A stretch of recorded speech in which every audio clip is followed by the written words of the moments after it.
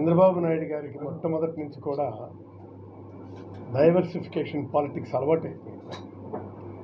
ఆయన డైవర్సిఫికేషన్ చేయకపోతే ఆయనకి నిద్ర పట్టదు. జనం పీక్కు తినాలి అతను.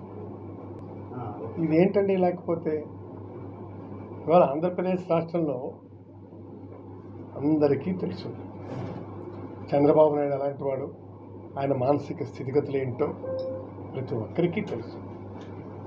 అయితే గతంలో ఒకసారి అలిపిరిలో ఒక సంఘటన జరిగింది.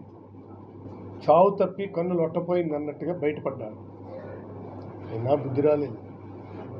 జస్ట్ ఒక శాంపుల్ ఎగ్జాంపుల్ ఇచ్చాడు వెంకటేశ్వర స్వామి. ఆ ఎగ్జాంపుల్లో కూడా ఇంకా బుద్ధి రాలేదు. అప్పుడు అన్నాడు, నేను మారాను, మీరు మారండి అని. నేను నా శాశ్వత జీవితం నా ప్రజల కోసమే ధారపోస్తానన్నాను.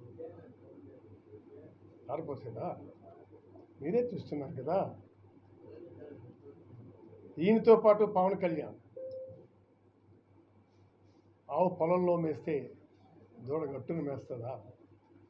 ఆయన వెనుక వంత పాడుతుంది.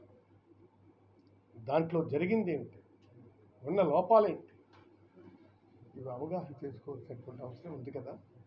లడ్డూ తయారీకి మెటీరియల్ ఎవరు సరఫరా చేసినా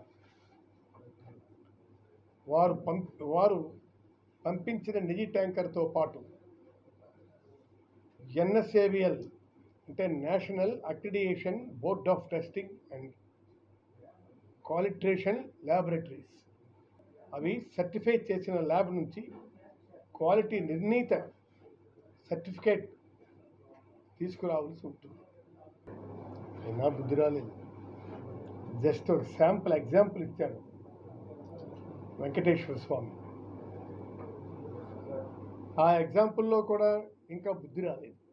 అప్పుడు అన్నాడు, నేను మారాను, మీరు మారండి అని. నేను నా శాశ్వత జీవితం నా ప్రజల కోసమే ధారపోస్తానన్నాను. ధారపోసేదా? మీరే చూస్తున్నారు కదా. ఈయనతో పాటు పవన్ కళ్యాణ్ ఆవు పొలంలో మేస్తే దూడ గట్టును మేస్తుందా? ఆయన వెనుక వంత పాడుతుంది. దాంట్లో జరిగింది ఏమిటి, ఉన్న లోపాలేంటి, ఇవి అవగాహన చేసుకోవాల్సినటువంటి అవసరం ఉంది కదా. లడ్డూ తయారీకి మెటీరియల్ ఎవరు సరఫరా చేసినా వారు పంపించిన నిజి ట్యాంకర్తో పాటు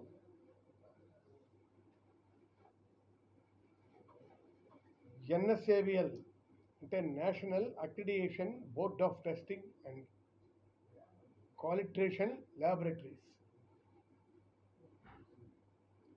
అవి సర్టిఫై చేసిన ల్యాబ్ నుంచి క్వాలిటీ నిర్ణీత సర్టిఫికేట్ తీసుకురావాల్సి ఉంటుంది.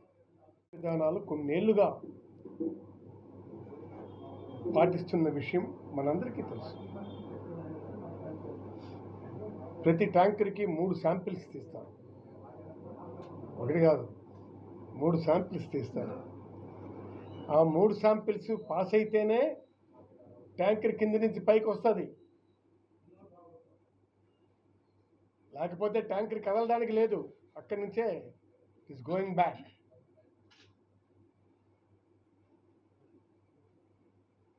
రెండు 2014-19 మధ్య చంద్రబాబు పాలనలో దాదాపు 15 సార్లు అలా నెయ్యి ఇతర సరుకులను వెనక్కి పంపించడం నిజం కదా? అప్పుడు జరగలేదా? మరి ఇప్పుడెందుకు ఈ డైవర్సిఫికేషను? ఆ తర్వాత వైఎస్ఆర్సీపీ ప్రభుత్వ హయాంలో 2019-24 మధ్య 18 సార్లు క్వాలిటీ టెస్ట్లో నుంచి రిపోర్టు రాకపోవడంతో ట్యాంకర్లు తిప్పి పంపిన మాట వాస్తవం కాదా? చెప్పండి. వైఎస్ఆర్సీపీ టైంలో కూడా ఇలాంటి పరిస్థితులు వస్తే ట్యాంకర్లు తిప్పి పంపారు. నాణ్యత విషయంలో పాటిస్తున్న జాగ్రత్తలకి ఇది నిదర్శనం కాదా?